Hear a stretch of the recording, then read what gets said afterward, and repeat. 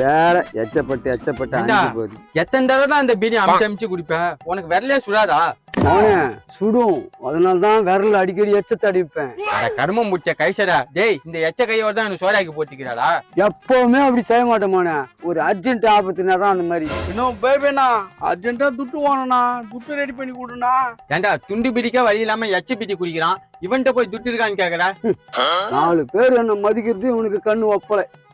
ஏமாவனே, என்னையும் நம்பி ஒருத்தன் காசு கேட்கறானேன்னு சந்தோஷப்பட்டேன், அதுக்குள்ளேயும் வந்து அசிங்கப்படுத்துறியாடா? ஏன் பச்சை, எதுக்கு இந்த எச்சைட்லாம் வந்து துட்டி கேக்குற? என்ன அர்ஜென்ட் உனக்கு?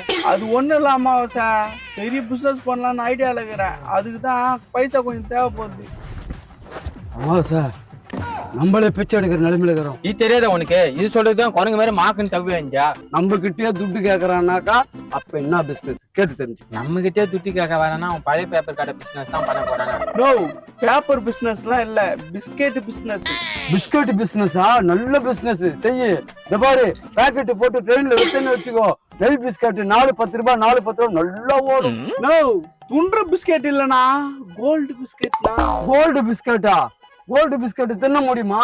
அப்படி தின்னால பின்னால கோல்டா போகுமே. எது பின்னாடி கோல்டா போகுமா? டேய், அது தங்க பிஸ்கட்டா, உருக்கி நகை செய்யிட்டு.